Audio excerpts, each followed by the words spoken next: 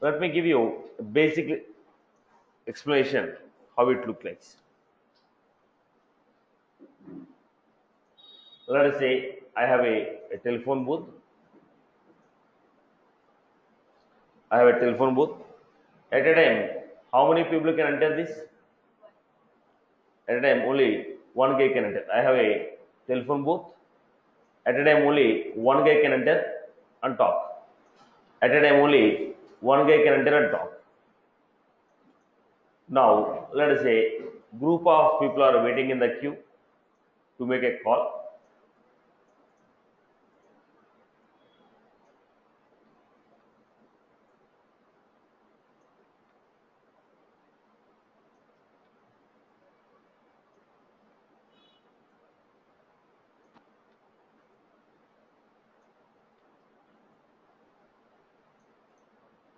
Group of people are waiting in the queue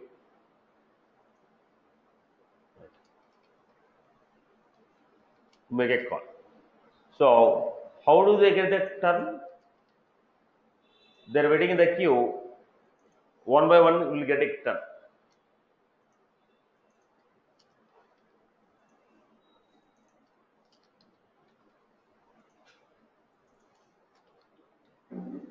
Right. The Sham want to make a call. He want to speak for 1 minute. Ram want to speak for 2 minutes.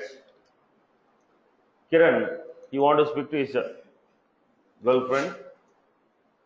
Divya want to speak for 1 minute. Kavya want to speak for 1 minute. Hari, you want to speak to his wife. Now they need a shorter conversation. These people are waiting in the queue to get their turn. They are waiting in the telephone booth to get their turn to make a call. Now, Sham want to have a short conversation of 1 minute. Ram want to have a short conversation for 2 minutes. And we have Kiran, Divya, Kavya and so on. Unless the Sham completes its call, Ram will not be getting his turn. Am I right? Because it is a sequential. The order you are standing in the queue, in the same order, you will get your turn. Unless the Sham complete the call, Ram will not get the opportunity to block because it is a sequential operation. Then Sham went, 1 minute, call closed. Ram went, 2 minutes, call closed.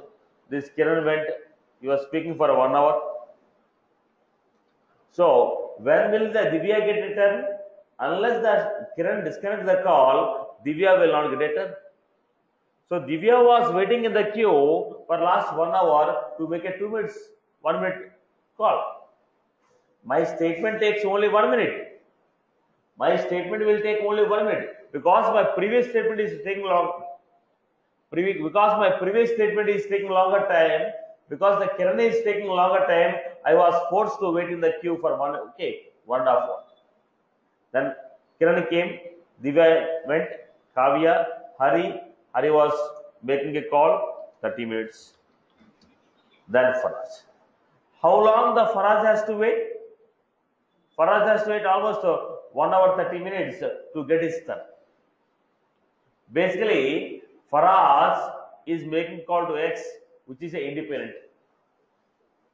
Because some people in the queue are taking longer time, everybody is getting disturbed. It is not everybody who is taking longer time, only there are 2 people who have taken more time. Because of them, entire transaction got delayed. The Faraz call got delayed because Kiran took longer time, Hari took longer time. Are you getting my point? So, in this sequence, because of this, while the Faraz is waiting, it is a sequential operation. Unless the previous statement is completed, I will not get my turn. Unless the previous statement is completed, I will not get my turn. It is a sequential operation. Right. Then what happened? Boss, both of you are taking more time, so better you people don't stay in the queue, you go out and talk separately. Because entire operation is getting delayed because of these 2 people. So what they told, you don't make a call in the queue, I will give a mobile phone to you, you go out and talk. then what will happen? Rest of the transaction is taking only 5 minutes. So whichever the statements are taking a longer time, if I remove them and run them separately, rest of the operation will run faster.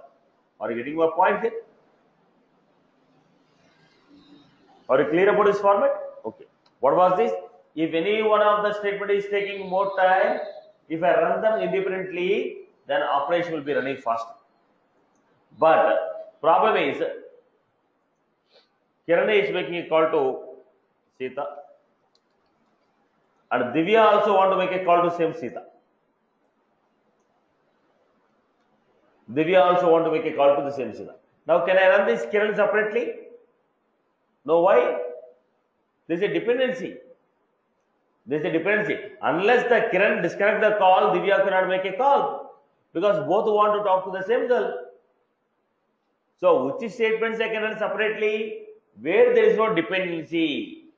If there is no dependency between previous statements and next statements, and if you are taking more time, I will run you separately. Now, in the sequence of operation, if any one of the statement is taking more time, there is no dependency between the before statements and after statements, then I am going to run you independently from the rest of the transaction, so that it will run the operation faster. Let us say, if there is any dependency, I cannot run it like this. I have to run along with the queue only. If there is no dependency, what I am doing? No.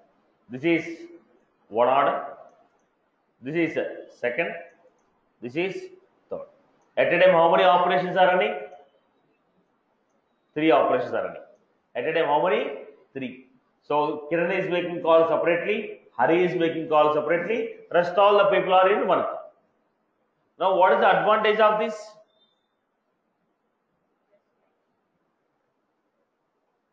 Transaction will not be delayed. If any one of the statements are taking more time, rest of the transaction will not be delayed. As I am running independently, you take your own time, rest of the operation will be completed. Now, previously, Faraz was waiting for 1 hour 30 minutes. Now, Faraz only waits for 5 minutes. Now, let Kiran take 1 hour or 2 hours. You are making calls separately. You take 1 hour or 2 hours. Once you are done the work, command let us know. There is no dependency. So, what was this? Splitting the work into multiple. So, what was this operation called? Future operation. Now, let us give the statement. Any one of the statements in the transaction, taking longer time, any one of the statements in the transaction taking longer time, then run those operations independently from the rest of the operation. Any one of the statements taking longer time, then run those statements independently from the rest of the transaction. The question is, which statements are taking longer time? I told if any one of the statements are taking longer time, tell me those statements which are taking longer time. Tell me those statements which are taking longer time. Tell me the statements which are taking longer time. Statements are DML operations. If you insert 1 record, it will be faster. But if you insert 10,000 records, obviously it takes more time. Then web service calls. When you are making a call to third-party system, it will take longer time. So which statements are going to take longer time? DML operations, bulk DML operation. If you are making a DML on a single record, it's a regular DML. If you make a DML on group of records, bulk DML operation. It is a bulk DML operation. So if you are making a bulk DML operation or web service calls, it will take more time. Which statements are going to take more time? Bulk DML or bulk DML or your web service calls will take longer time. Then such type of statements are there in the transaction. We are going to run them independently from the rest of the transaction. That is called That's called future method. How do you run them separately? Now in the transaction, you want to run them separately. How do you run?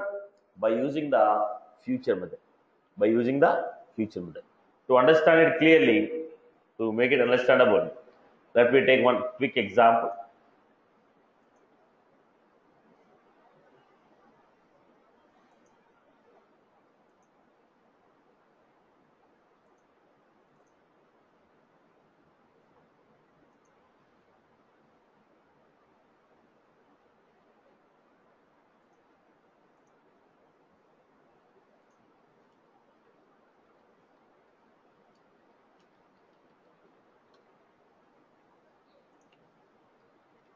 Look at the statement.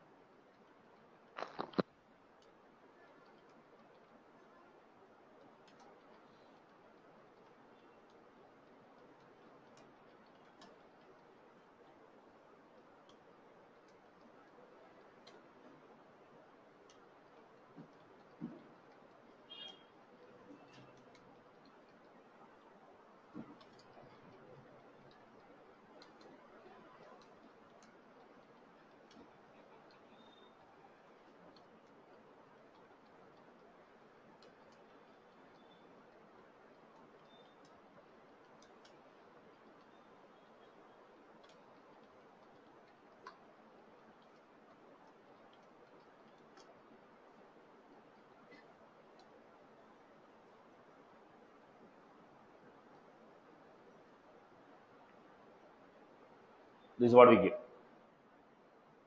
Now I want to execute.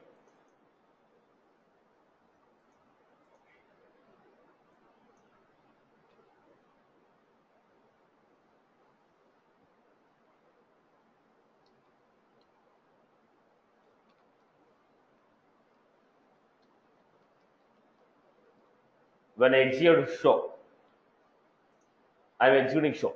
When I execute show, what is the order of execution? It is a sequential operation. Show 1, show 2, call 1, call 2, call 3, show 3, show 4, invoke 1, invoke 2, invoke 3, show 5, show 6. Why? It is a sequential operation. When it is a sequence, whatever the order in which I have defined, in the same order we are going to get the output. Now what was that? Show 1, show 2, call me 1, call 2, call 3, show 3, show 4, invoke 1, invoke 2, invoke 3, show 5, show 6. I hope you are good with this. So order of execution. The way I have defined, the same way the statements are executed.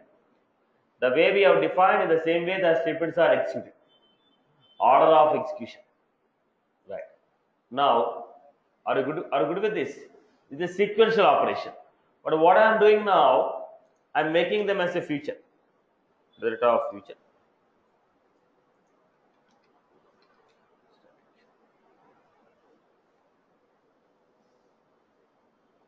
I made a call method as a feature.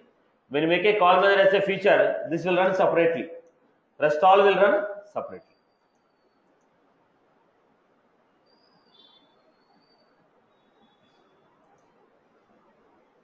Now look at this.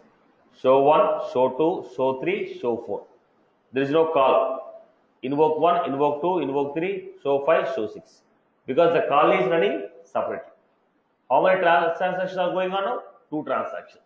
One is call, rest all the operation is the second. Suppose I am defining here.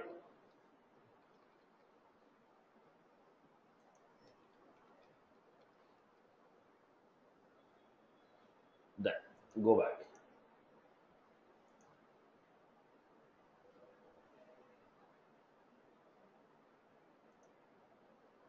Look at this. Call is running separately. Let us see the output here.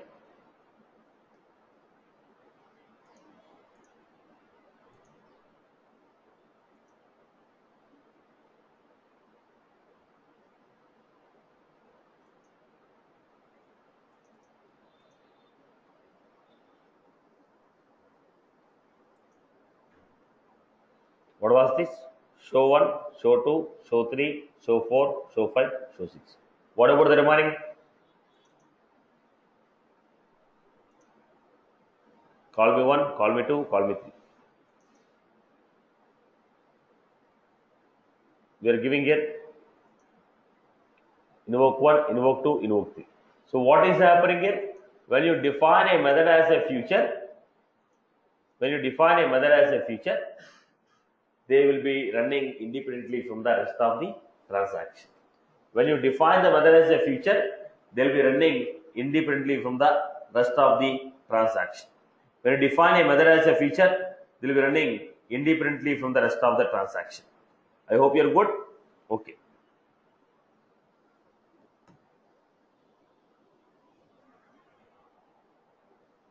Right. Okay. Now, how you define? I hope you got the story. Right. So when you define the method as a feature, it will run independently from the rest of the transaction. Now look at this. How you define? If you want to define a feature at the rate of feature, we should use the annotation called at the rate of feature. Then what is the method? Method is a static. Method should be a static method. Then what was this? It should be a void, always void. Future method is always void. Method name, we can pass any parameters. What parameters? Only primitive parameters. So how you define? If you want to define a future method at the rate of future, static, void, method name, parameters should be only primitive. It will not accept S object as a parameter. Other than S object, everything it will take. Other than S object, it will take anything. Other than S object, it will take anything. Why S object is not taken? Future method will not take S object as a parameter. Future method will not take S object as a parameter. Why it will not take S object as a parameter? Because future methods are going to run independently. Look at the point. Now I have a queue here. You call future method.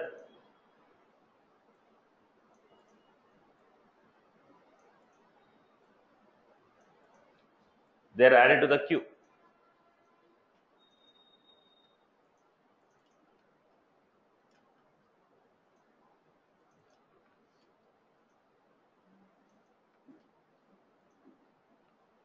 They are added to the queue.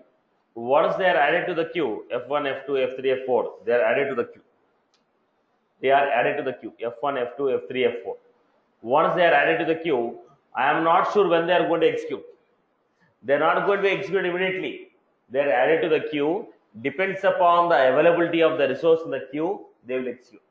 Some feature may execute immediately, some may take 1 hour. Because the data what I am expecting is already used by another one. Until that is completed, I cannot start running my operation. Let us say this is performing an operation on account. Same data I want to use in this feature 3. Now this is taking 10 minutes of time. So until this operation is completed, I cannot use that. Because there is a dependency. I cannot run. So jobs are added to the queue. Any asynchronous operation that you are trying to run, they are added to the queue. From the queue they are going to execute. Any asynchronous operation that we are going to run, it is added to the queue. From the queue we are going to execute it. So we are not sure how long it takes to execute. How long it takes to execute. Did you get my point? Any asynchronous operation that is running, any asynchronous operation that is going to run, any asynchronous operation that is running, it will be added to the queue. It will be added to the queue. From the queue, they will be executed. Now, how long it takes in the queue, I cannot guarantee it. Okay. Now, let us say we have a method.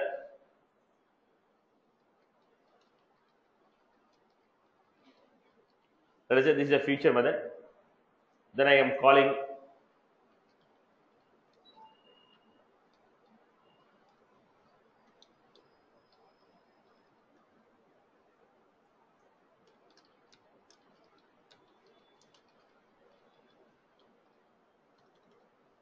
I'm passing show ACC. Now the current data what we have is name is Satish, phone is 0. Is the data. The moment I call this, what will happen? This will go and add it to. This will go and add it to queue. So it is added to the queue with ACC. What is the value of ACC? Name Satish.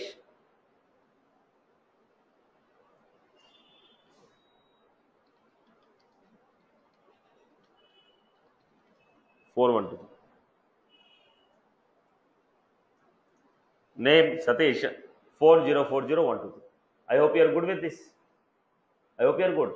Now it is waiting in the queue. Let us say it is taking 5 minutes. It is waiting in the queue for 5 minutes. Meanwhile, somebody modified this data. As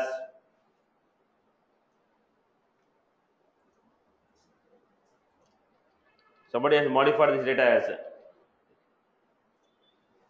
Then what happened? Already you have taken a data. Whatever the data I gave, you took the data, you are waiting in the queue. When you are waiting in the queue, if somebody modify the data, what will happen? You will not be knowing. You already collected the data, you already took the data, you are waiting in the queue.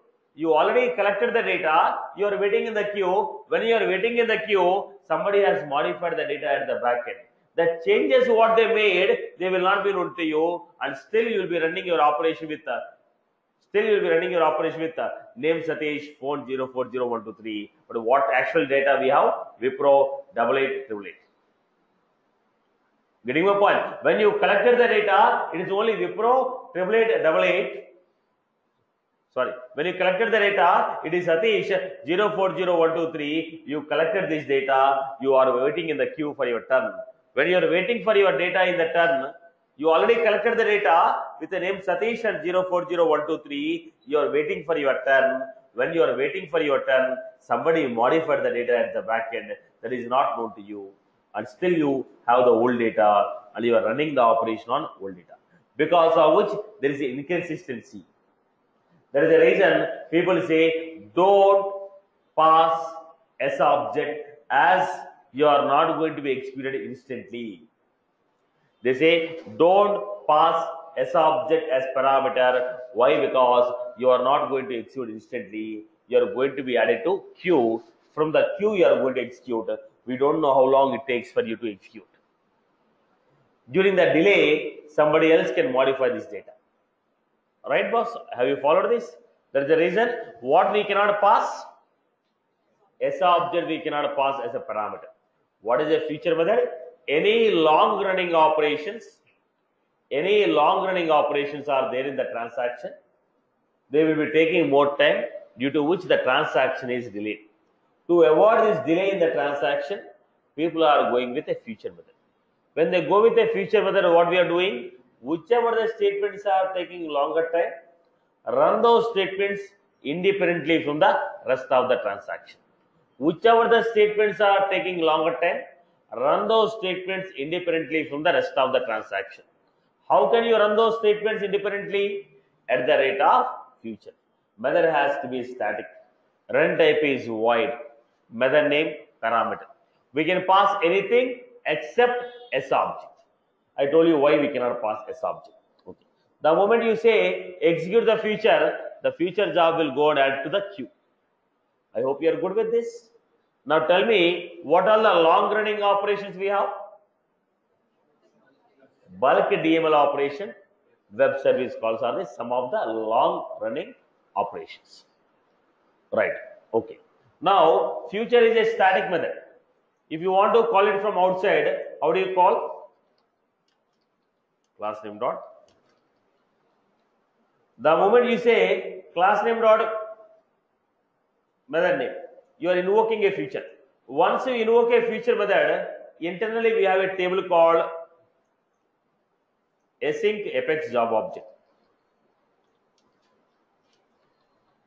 What is the name of the class? Async apex job. It's a table actually. And for every table we have a corresponding class. Okay. What is the name of the class?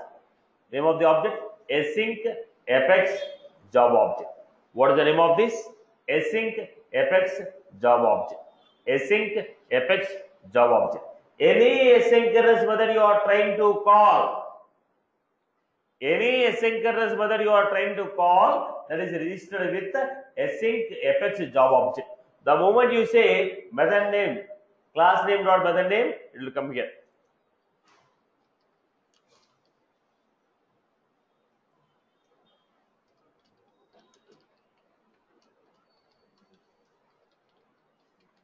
Method name show type. It is going to generate one ID. Some ID is in. So the moment you say it is a asynchronous call, the moment you say it is a asynchronous call, automatically what happened? Automatically what happened? It will be registered with the async apex job. One record will be created. What is the record? Boss, from the example class, show method, which is of type future, is going to be executed. Is going to be registered in the queue. Is going to be registered in the queue. Now it is going to get what? ID. Now the job is identified based on ID. Once again I call. Once again I call again. So one more time method is invoked.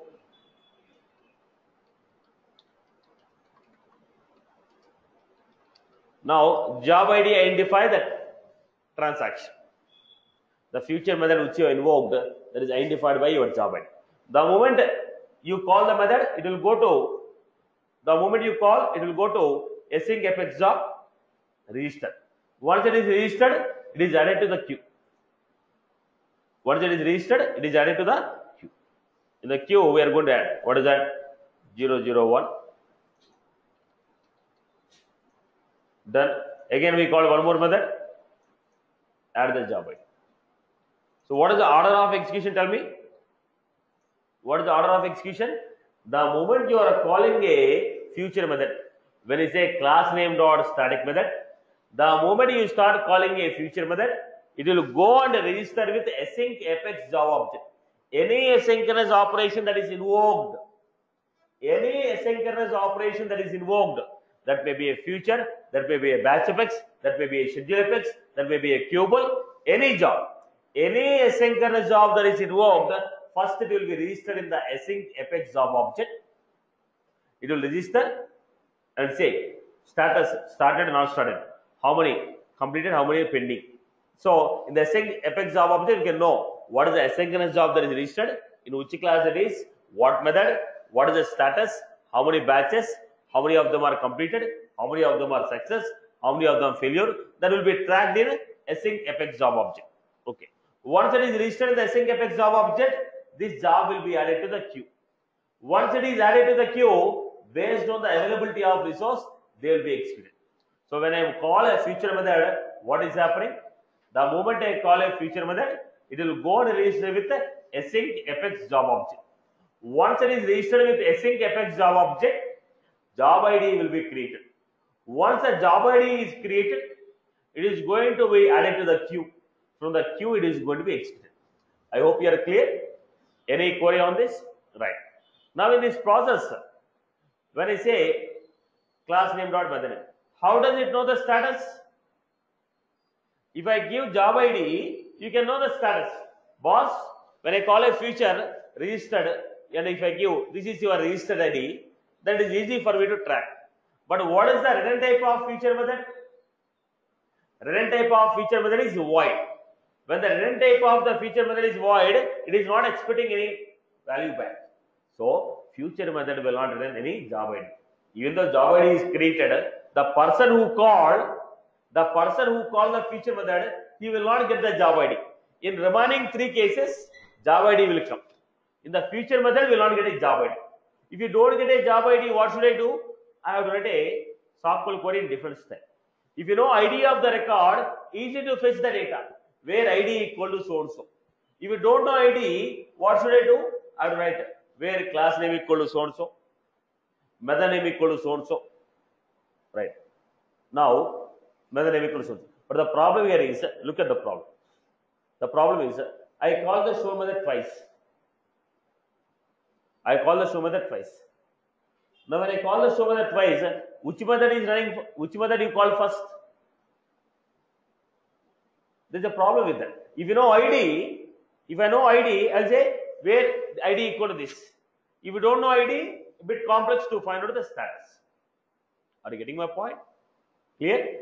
So what is the drawback of the future method? It will not return you job ID.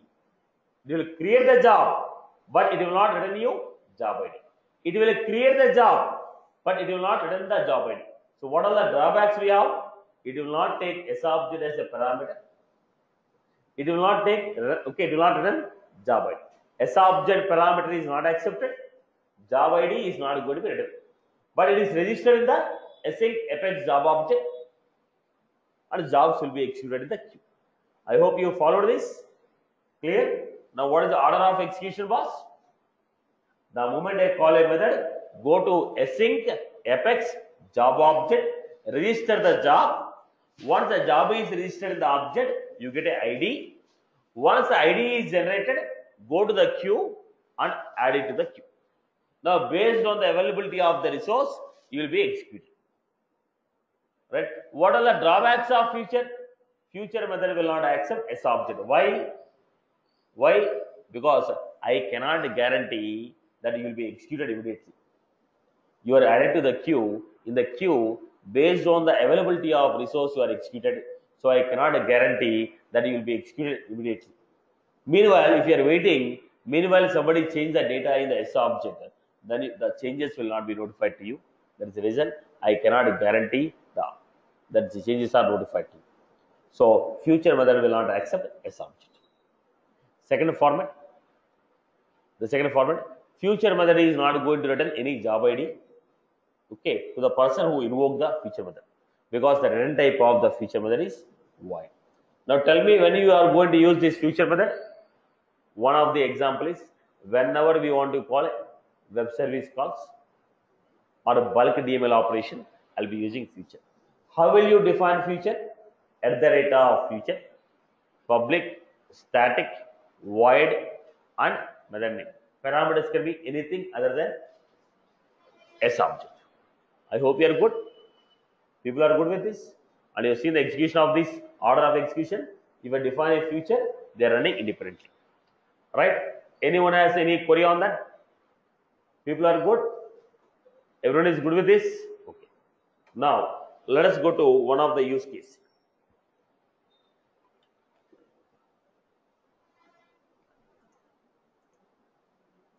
One of the use case, which is called mixed DML exception. Which is called mixed DML exception. Here also we are going to use this feature method.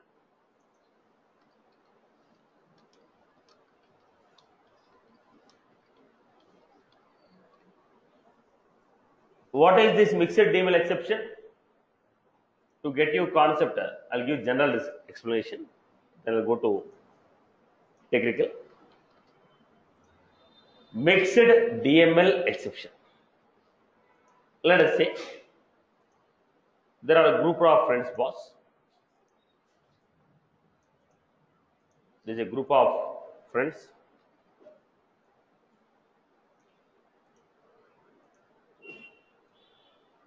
Get the concept right.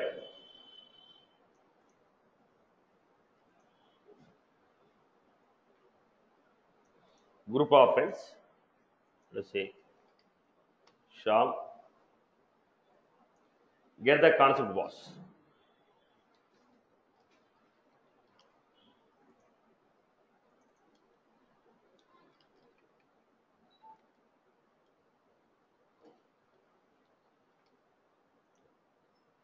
These are the group of people. They had a schedule, boss. Today is holiday, so they planned for a movie, lunch. They planned some schedule they had. Some plan they had made. The timings they made a plan. So this schedule was made. They told from 12 o'clock they made a plan. This was a plan what they had. This is a group of friends. They had a plan. Being a holiday, they want to go for this schedule. Now, Sham, at morning 6 a.m., he received a call saying that there is some production issue is there. You are supposed to come to office and fix it. At morning 6 o'clock, he got a call and he told there is a production issue, right? There is a production issue. You need to come to the office and fix it. Probably it may take around 6 hours. Okay, then he told come to the office like let us say from 10 to 1 o'clock you need to fix it.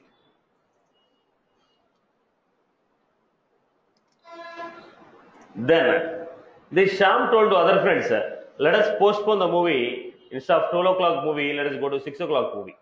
Or let us go to 2:30 movie. Then other people, what they will say, boss? What is the proposal from other people? Don't worry, boss. We'll go for a movie. You can join us directly for lunch. Plan will not be altered. Plan is not altered. Right? Okay, no issue. Because he was unable to show the influencer. Now, Divya at 11:101, she got a call. Right? You have to speak to a client for 1 minute. Divya got a call from office that she told at 11 to 12 o'clock you need to join the client call. Right. She got a call at 10:50 informing her that you have to join the client call from 11 o'clock to 12 o'clock. Then Divya made a proposal. Let us postpone the movie from 12 o'clock to 2 o'clock. Then what will happen to the schedule, boss? What will happen to schedule? Movie is cancelled at 12 o'clock. It will be going to the post lunch. The same proposal Sham also made, but it didn't. Okay, no changes have made. But when the same proposal is made by Divya, everybody approved it. Then Kavya told, let us move this proposal to evening 9 o'clock show. Now what happened? Now, if Sham or Ram are making a proposal in the change of schedule, nobody is approving it. If Divya or Kavya is making a change, everybody approves it. Am I right or wrong? Am I right or wrong? Yeah. Now, the same concept is happening with Salesforce also, boss. But in the Salesforce, instead of Sham and Ram, I'm saying these people are non-setup objects. Sham and Ram are called non-setup objects. Divya and Kavya are called setup objects. Now, what is the difference between setup and non-setup objects? What is the difference between setup and non-setup object? When I say setup object, now all of them are objects only.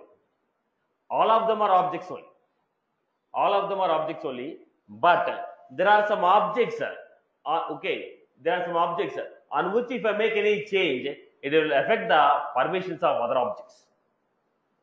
There are some objects. If I make a change on them, they will affect the permissions on the other people. They will affect the other people. Now I told Sham had a schedule, Divya had a schedule, Ram had a schedule, Kavya. If Sham schedule is modified, rest of the team schedule will not be modified. So who is that Sham called? Non-setup object. If Divya schedule is modified, rest of the team schedule is modified. Now what is that Divya? Setup object. If the change is happening on you, you will impact the permissions of other people. If the change is happening on you, if the change is made on you, you are going to impact the permissions of other people, which is called setup object. Any DML operation performed on this object will impact permissions of the people on the database. Now, any DML operation that you make on this object, any DML operation that I make on this object will impact the permissions of other people on database, which is called setup object. Let us say, now I have, look at the format.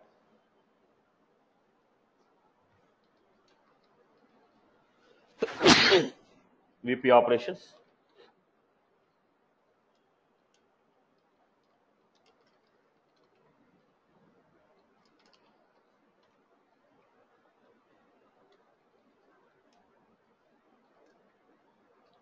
Sales executive. Now, VP operation, RM.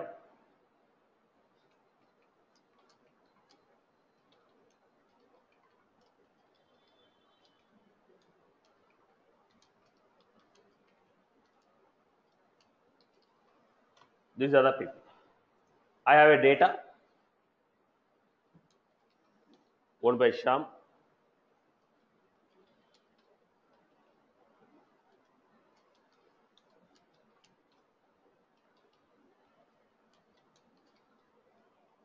This is how I got it. Now, which record Shyam can see? Because of the role hierarchy, Shyam can see 111, 222, 333. Because he was standing on the top of the hierarchy, he was able to see. Divya can see.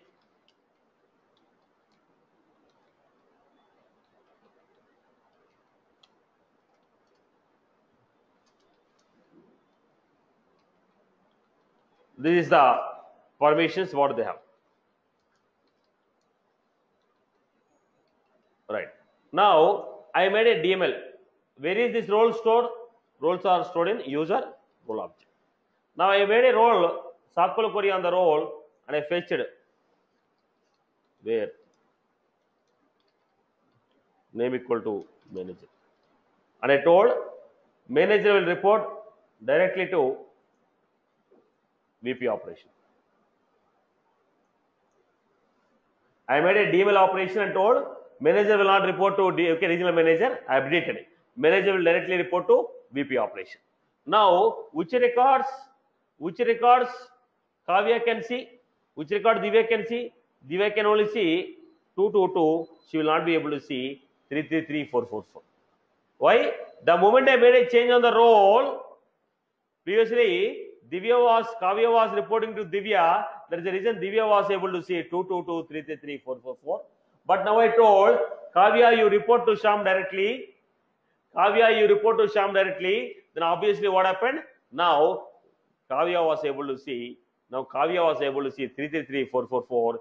Divya is able to see only 222. So if I make a DML operation on a user role object, that is going to impact the permissions on the database. If I make a DML on the user role object, it is going to impact the permissions on the user role object on the database. If I make a DML on the user role object, it is going to impact the permissions on the database. That is why user role is called setup object.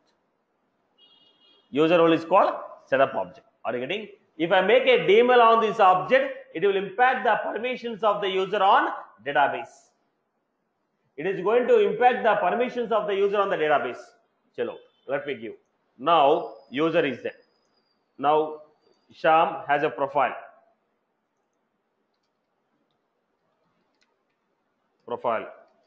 Admin profile, clerk profile. I wrote a DML operation. I made a DML operation. I told fetch the user whose name is Divya. And change the profile as clerk.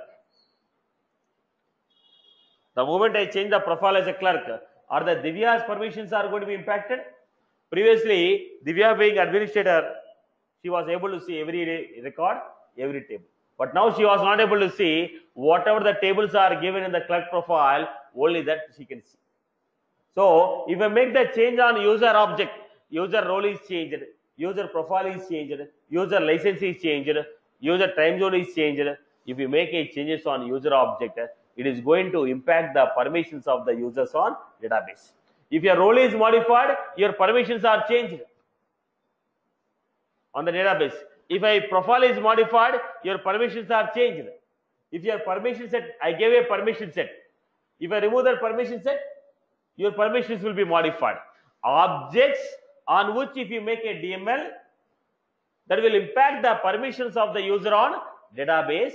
Such type of objects are called setup objects. So if I make a change on you, it is going to impact the permission of the users on database. That's what I told. If Divya plan is changed, it is going to impact the permissions of other people. If Divya plan is changed, other people plan is also changed. Now if Sham plan is changed, other people plan is not changed, then Shami is called non-setup object and Divya is called setup object. I hope you are good with this concept. Everybody has got. Now what is the, okay fine, setup or non-setup, then what is the condition? Then what? If it is setup, it is a non-setup. But what is the issue? In a single method, you cannot make a DML on setup and non-setup objects. In a single method, I cannot make a DML on setup and non-setup objects together. Within the same method, I cannot make a DML on setup and non-setup objects. Within a single method, I cannot make a DML on setup and non-setup objects. Within the same transaction, I cannot make a DML on setup and non-setup. If you write, it will throw an exception called mixed DML exception. Did you get my point? What is this mixed DML exception? If you are trying to make a DML operation on setup object and a non-setup object together in a single transaction, it will throw an exception called mixed DML exceptions. Now let me quickly show you what are the setup objects. There are list 10 or 15 objects are there. What is that? Group object, field permission, group manager, object permission, permission set, permission assignment, territories, okay, user. These objects are called user role. They are called setup object. Few you can remember: group member, object permission, field permission, permission set assignment, user role. Now tell me some of the object: group member, user role, object permission, field permission, permission set assignment. User, again, group member, user role, then we have object permission, field permission, then we have permission set assignment. We can also go with territory assignment, territory assignment. Right. I hope you are good. These are some of the objects. Then what is the problem we have? I told you the problem is, if you are trying to make a DML operation on a setup and non-setup together, we are going to get an error. So let me show this example first. First I will deactivate you.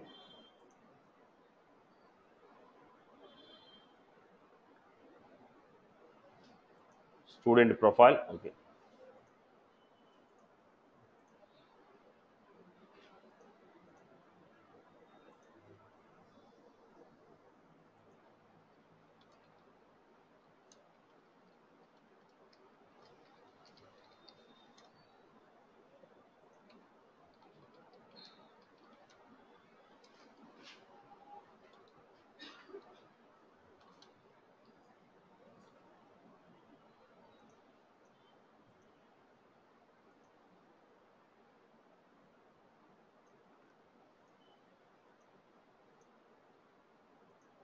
Now I am trying to create a user.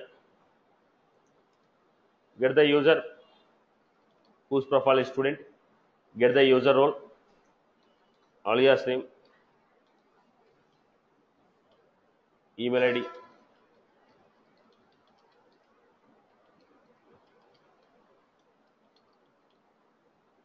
last name.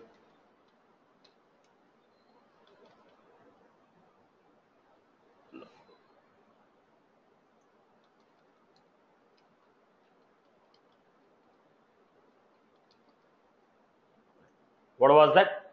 I am trying to insert a user. User is a setup object. Account is not a setup object. Account is a non-setup object. So in a single transaction,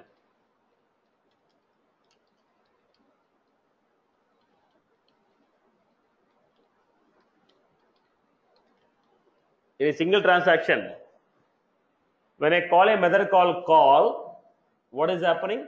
User is getting inserted, account is getting inserted. User is setup object, account is a non-setup. Within the single method, if you are trying to make a DML on setup object and non-setup object, it is going to throw error message. Now let us see.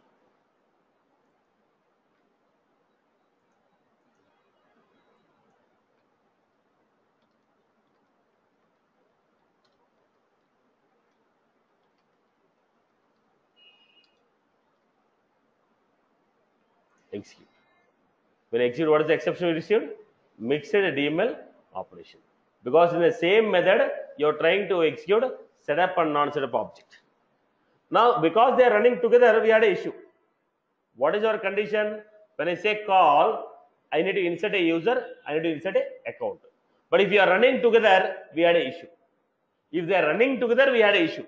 If they run them separately, there is no issue, right? Then what I'm doing?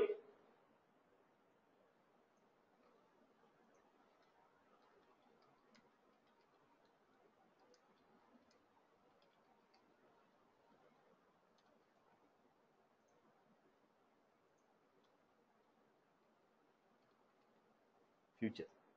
Now I'm calling the future method. Now when I call this, what will happen? Insertion of user will run separately, invoke method will run separately.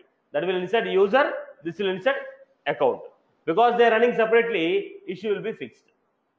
Because they are running separately, issue will be fixed. Now, because they are running together, we had an issue.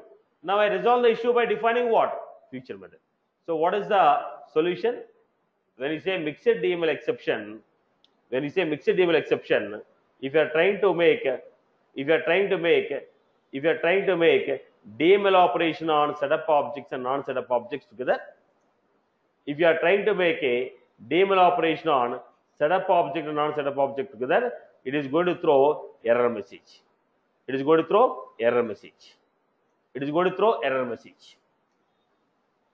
What is that error? Mixed DML exception. What is the solution we have? Instead of running them separately, join them and make it as a single transaction. So, okay, instead of running them together, make it as a future method and invoke the future method within a transaction. When you invoke it as a single, but while executing, they will execute as a parallel. I hope you are good. Right. Next, how do you track the status of the future method? If you want to track the status, look at this. Jobs, Apex jobs. Now we are able to see submitted at what time, job type, status, total batches, failures, submitted by, completion, class name, method name, job ID. How we are going? Setup, monitor, jobs, Apex jobs. We can write this. This is one of the process. If you look at this, you can see here. Async Apex job. Now, what is the other way of knowing the status? Other ways, I told you already. Any asynchronous job running, that will be registered with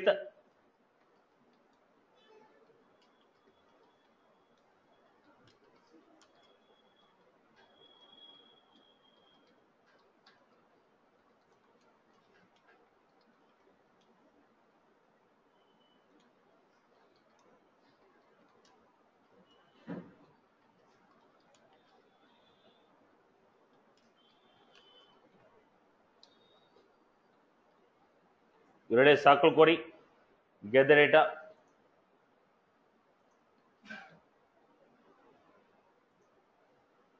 Okay, what was the issue here?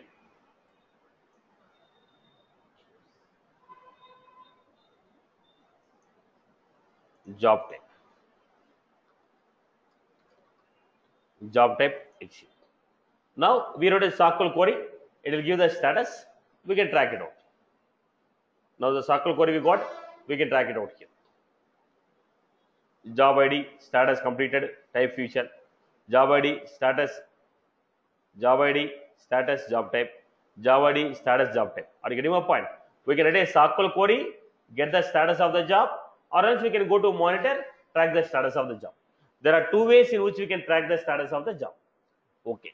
Within a single method, how many future methods we can call? Now we had a call.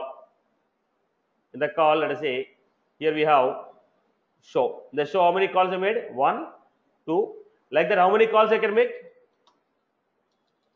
Maximum 50 future calls you can call. Within a transaction, how many future methods we can invoke? 50. Within a transaction, how many future methods? 50.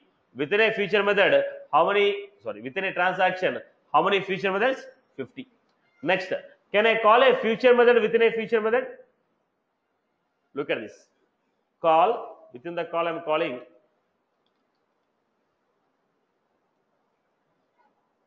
future method invoked within a future method. Can I call a future method within a future method? Let us see.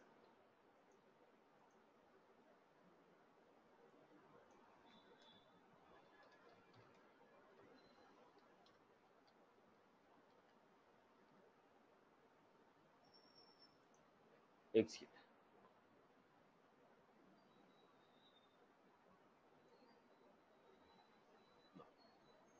Go and check it out. Go to what happened? Future method cannot be called within a future method. Future method cannot be called within a future method. Future method cannot be called within a future method. I hope you are good. Now, meanwhile, if you look at this, call is success, invoke fail. Call is success but invoke fail. Call is success but invoke fail. So future method cannot be called CL. We called call. Call is success but invoke fail. Future cannot be called within a future. Future cannot be called within a future. I hope you are good with this. Future cannot be called within a future method. So now overall conclusions. Why do you go for future? Future is a asynchronous job. Whenever there are long running statements in the transaction, if they are taking more time, to run the operation quicker, the long running statements are executed independently. To run the statements independently, we are going for future method. How do you define future method? At the rate of future static void method name parameters. What type of parameters you are going to expect? Anything except S object and list of S object. Right. How many future methods we can invoke? 50 future methods within a transaction. Now any future method which is invoked, it will go and register with async apex job object. Any future method we invoke, that is registered with async apex job object. Once you register, you are going to get a job ID based on which you can track the status of the job. We cannot guarantee the time at which the job is going to execute because every asynchronous job is added to the queue. From the queue they are going to run. We cannot guarantee the time when they are going to execute. Right. What are the long running operation? Bulk DML and web service calls. And what is the other one? Mixed DML exception. What is setup objects? Objects on which if you make a DML, they will impact the permissions of the users on database. Objects on which if you make a DML, they will impact the permissions of the users on the database, which is setup object. Objects on which if you make a DML, they will not impact the permissions of the user on the database. They are called non-setup object.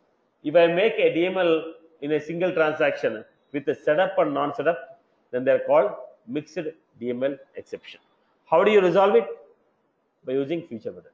Tell me some of the setup object: group, group member, user, user role, permission set assignment, object level permission, field level permission, territory, territory assignments. These are the some of the objects. Tell me some of the non-setup object: account, contact, opportunity, customer. All these are what? Non-setup objects. Now, can I call a feature within a feature? No. Future cannot be called within a feature. Now, suppose if I want to call asynchronous operation one after the other, first asynchronous method should call second, second has to call third, third has to call fourth, then feature is not suitable. If you want to execute asynchronous operation in a sequence order, now there are 4 asynchronous, but first should come. Once the first is completed, second should run. Now, when you say feature, what happened? All of them will run at a time. I don't want all of them to run at a time. I want them to run independently, but I want them to run one after the other. First one completed, followed by second one, followed by third. I want them to run like asynchronous independently, but they should run in a particular order. I want them to run asynchronously, but I want to run them like a order, particular order. Then we have a concept called queuable. What is the concept? Queuable Apex. What is the concept? The extension of feature is queuable.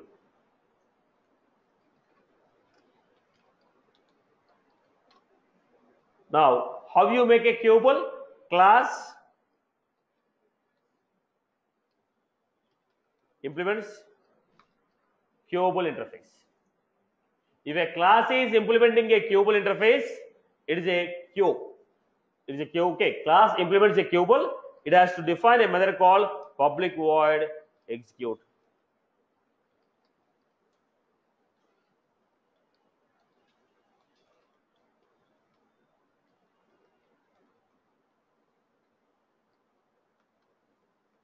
Class implements queuable. If you want to make any Apex class as a queuable class, class implement queuable. If a class is implementing a queuable, it has to define a method called execute. In the execute, you write whatever you want, the logic what you want to implement.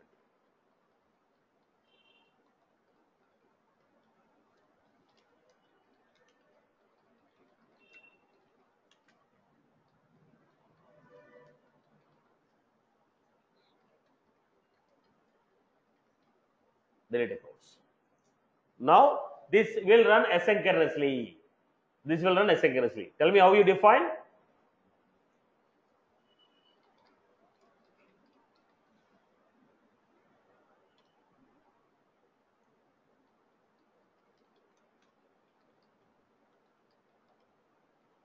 Implements queuable. We have public void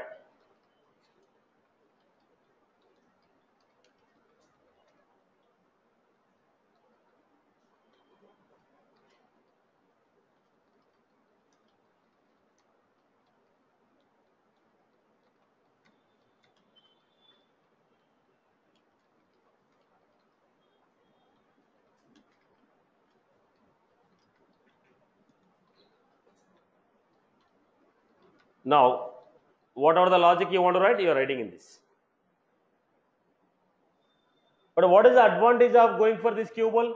Future is also asynchronous, queuable also asynchronous. For a queuable, I have to define a class. For a future, it is a method.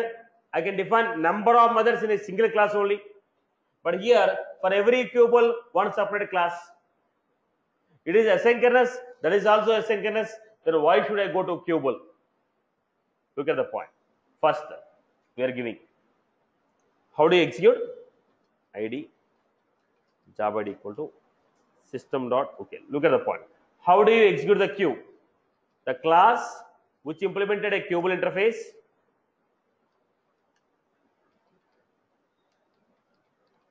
The class which implemented a queuable interface. Class which implemented a queuable interface. Create an object for the class. Then ID, job ID equal to system dot enqueue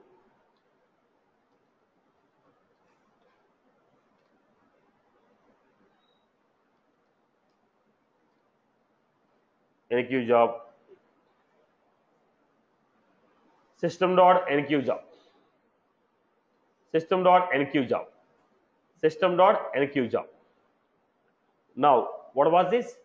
We are executing. How are you executing? System dot enqueue job. We are executing a queue within a queue. We are executing a queue within a queue. Queue can be called within a queue. Future cannot be called within a future. Now, how this will run? First, this will run, followed by this. What we are doing? We are sequencing. First, run this, followed by this. We can call queue within a queue. If you want to order the execution of the queue, chaining of job, Q1 calls Q2, Q2 calls Q3, Q3 calls Q4. Chaining of job. If you want Q1 to call Q2, Q2 to call Q3, Q3 to call Q4, chaining of job is not available with future, it is available with only Q. So what is the advantage of going for the queue? Chaining of job. And the queue is giving you what? ID of the job. It is returning you what? ID of the job. Now future doesn't give ID of the job. Future does not support S object. Queueable will support S object. Queueable will give ID of the job. Third, queue can be called within the queue. Only these three advantages. Otherwise both are same. Queue can be called within a queue. Queue support S object. Queue will return ID of the job. Whereas the future does not support S object, does not return ID. Future cannot be called from future. How do you define a queueable? Class implement queueable. When a class is implementing a queueable, it has to define a methods in the queue. What method is there? Execute method. What will you write in the execute method? Whatever the logic you want to implement, that should be defined within the execute method. Whatever the logic you want to implement, that logic is defined within the execute method. I hope you are good with this. People are good with this. Clear? So, advantage of queue. Queue can be called within a queue. Queue will run the ID of the job, and queue will support S object. Right. Whereas the future will not support S object, will not run the ID. Future cannot be called for future. When do you go for queue? Chaining of job. I want operation 1 to call operation 2, operation 2 to call operation 3. I will go for queue. Otherwise, I will go with only future method. Right? I hope you are good. Clear? Followed, boss. How do you execute a queue? System dot.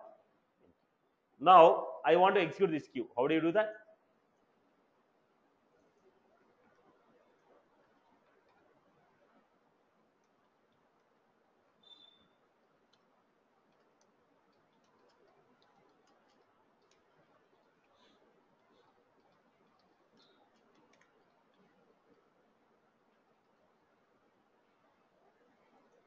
Execute.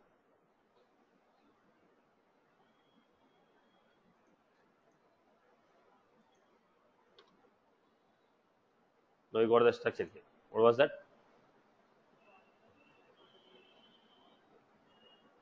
Queueable operation is this queue. Takes time to execute. Let's wait and see. Now queueable. Right, boss? I hope you are good with this. How are you executing? System dot enqueue job. How do you execute? Create the object for the class. Create the object for the class. System dot enqueue job object. If you pass the object, automatically it will call execute method. Automatically it will call execute. Whenever it says system dot enqueue job, automatically it will call execute method. I hope you are good. Clear for everyone?